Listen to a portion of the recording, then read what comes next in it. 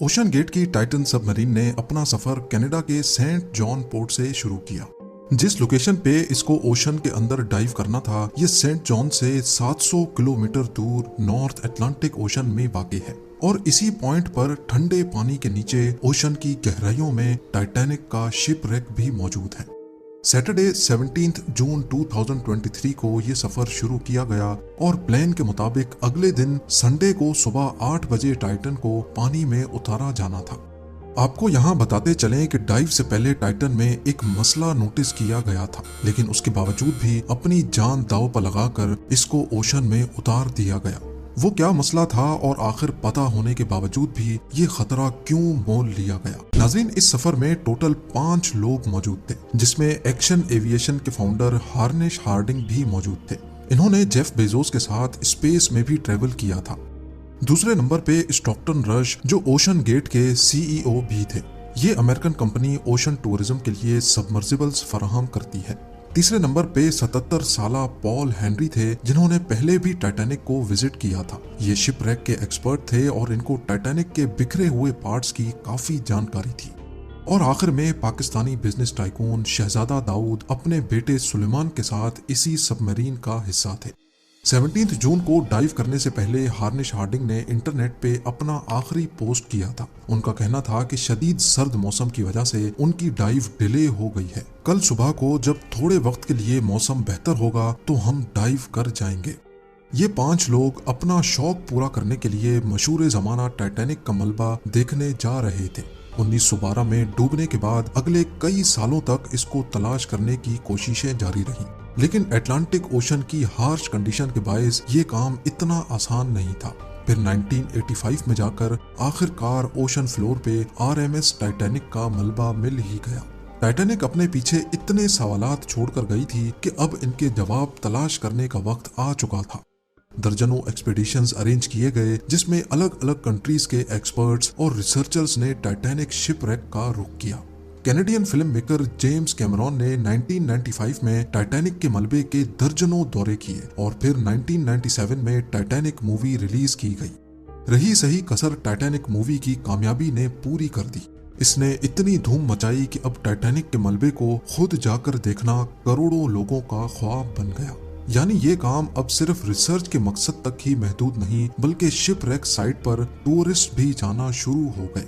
कहा जाता है कि ओशन की गहराई तक जाना स्पेस में जाने से भी ज्यादा मुश्किल है और इसकी सबसे बड़ी वजह है पानी का प्रेशर। टाइटैनिक शिपरेक समंदर की सतह से 4000 मीटर यानी 4 किलोमीटर नीचे है। इस गहराई को इमेजिन करना हो तो आप बुर्ज खलीफा को देखें और समझ लें कि टाइटैनिक का मलबा समंदर में करीब 5 टाइम्स बुर्ज खलीफा की हाइट जितना नीचे है।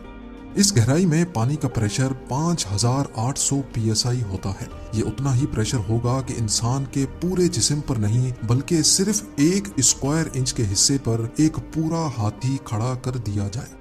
तो अब आप अंदाजा लगा लें कि एक सबमरीन में कितने स्क्वायर इंच होंगे और उस पर कितना ज्यादा प्रेशर पड़ता होगा। खैर, संडे 18 जून 2023 दोपहर को 12 बजे सबमरीन का सफर स्टार्ट हुआ। नॉर्मली टाइटैनिक तक पहुंचने में 2 घंटे लगते हैं, लेकिन 1 घंटे 45 मिनटों के बाद ही मदरशिप पोलर प्रिंस, जो के ऊपर वेट कर रही थी, उनका सबमरीन से राब्ता टूट गया। अगर 2 घंटे टाइटैनिक तक पहुंचने में लगने थे तो सिर्फ 15 मिनट पहले राब्ता टूटने का मतलब है कि सबमरीन टाइटैनिक के काफी करीब पहुंच चुकी होगी। समंदर की इस गहराई में सूरज की रोशनी पहुंचना नामुमकिन है और यहाँ हर वक्त इंतहाई सख्त अंधेरा होता है।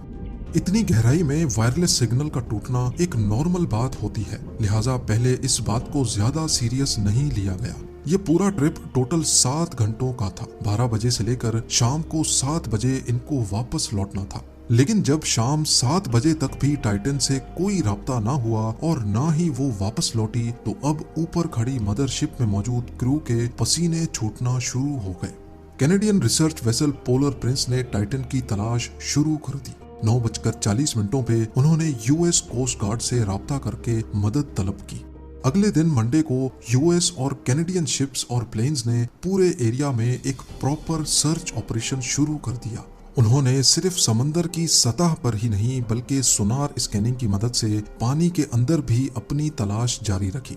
इस एरिया में जो कमर्शियल वेसल्स थीं उनको भी ऑर्डर दे दिया गया कि वो अपनी आंखें खुली रखें।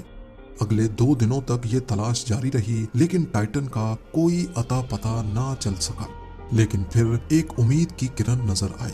वेडनेसडे 21 जून को सुबह 6 बजे सर्च टीम को पानी की गहराइयों में से कुछ आवाजें सुनाई दी। ये आवाजें अंडर वाटर रेडार्स की मदद से सुनी गई थी। फौरन आरओवीज को आवाज की डायरेक्शन में भेजा गया, लेकिन इस बार भी टाइटन की कोई खबर ना मिली। अब टाइटन को हमेशा हमेशा के लिए खो देने का डर बढ़ता जा रहा था, क्योंकि सबमरीन में जितना ऑक्सीजन था वो सिर्फ 96 घंटे या फिर 4 दिनों तक का था, और इस वक्त तक 4 में से 3 दिन गुजर चुके थे।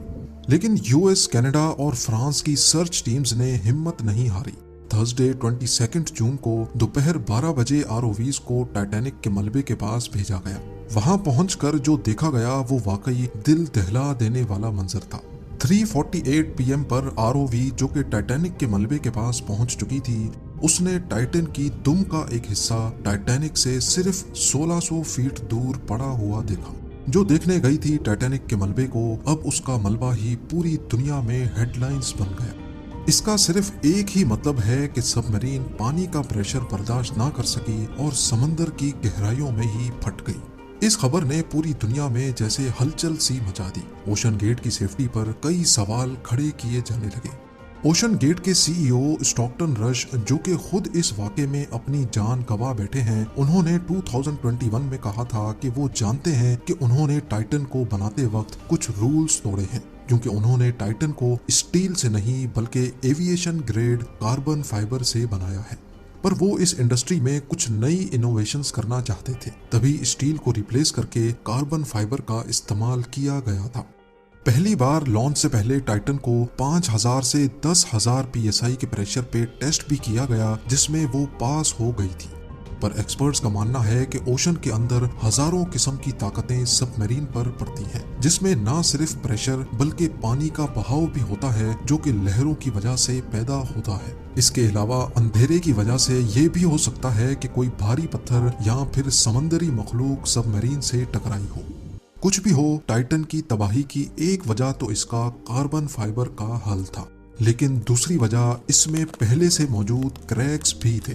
जी हाँ, टाइटन सबमरीन 2019 में कार्ल स्टैनले नामी एक बिजनेसमैन को भी लेके गई थी, और उस वक्त भी उसको ओशन गेट के सीईओ ही ऑपरेट कर रहे थे। कार्ल ने बताया कि उस सफर के दौरान जब वो नीचे जा रहे थे तो उनको टाइटन की बॉडी में से क्रैकिंग की आवाज सुनाई दी थी। One point, I was actually even able to drive the submarine towards deeper water by the sound of the cracking getting louder. उस वक्त उन्होंने इस आवाज पर ज्यादा ध्यान नहीं दिया, क्योंकि उनको ओशन गेट के सीईओ, जिन्होंने खुद ये सबमरीन डिजाइन की थी, उन पर पूरा भरोसा था।